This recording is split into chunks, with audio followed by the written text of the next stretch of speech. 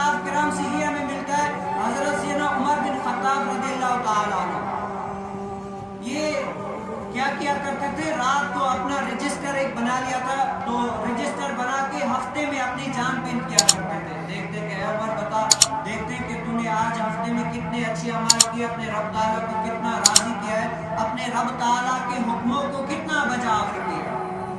تو وہ دیکھتے اپنے اعمال کو جان پچھتاڑ کرتے دیکھتے، لیکن جب دیکھتے نا کہ یہ عمل کرنا چاہیے تھا، یہ اسلام نے مجھے بتا دیا تھا کہ یہ چیز ہے، لیکن میں نے پھر بھی اس پر عمل نہیں کیا، یہ عمل نہیں کیا، تو ایک درہ ان کے پاس ہوا کرتا تھا جو زور سے اپنے پاؤں پر پیٹھ پر مارا کرتے تھے، خود اپنے آپ کو تزکیہ نفس کیا کرتے تھے. کیا کیا کرتے تھے؟ تزکیہ نفس کیا کرتے تھے.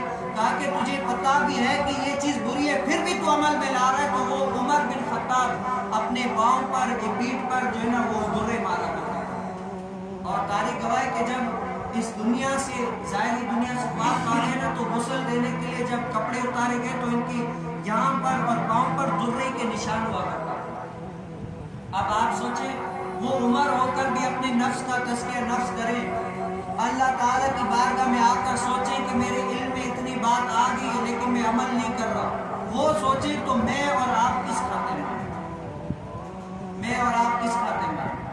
حضور علیہ السلام نے فرمایا کہ اگر روزہ دار روزہ رکھتا ہے، کیا ہے؟ روزہ دار روزہ رکھتا ہے لیکن کیا پھر بھی وہ گناہوں سے باز نہیں آتا، تو یہ صرف اور صرف بھوکا ہے. کیا ہے؟ یہ صرف اور صرف اس نے بھوک برداشت کی، باقی روزے کی جو لذت ہے نا وہ نہیں برداشت.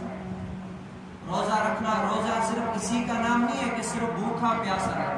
روزہ نائم ہی اس چیز کا ہے کہ اپنے آپ کو گناہوں سے بچا لے. روزہ رکھتا ہے گناہوں سے نہیں بچتا، روزہ رکھتا ہے جھوٹ سے نہیں بچتا، روزہ رکھتا ہے منافقت سے نہیں بچتا، چغلی سے نہیں بچتا، تو یہ روزہ نہیں ہے. کیا ہے؟ یہ روزہ نہیں ہے، یہ صرف اس نے بھوکے ہونے کی پریکٹس کی ہے.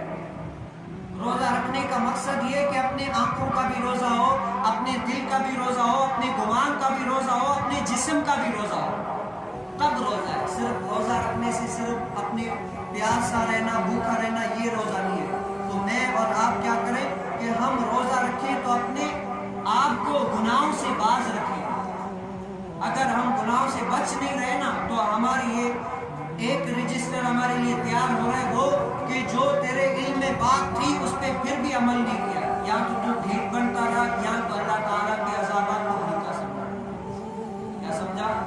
یا تو ڈھیٹ بنتا رہا یا اللہ تعالیٰ کے عذابات کو ہلکا سمجھتا رہا، اس لیے عمل نہیں کیا. تو اللہ تعالیٰ کے عذابات کو ہلکا سمجھنا یہ اللہ تعالیٰ کے قہر کو دعوت دینا. کیا ہے؟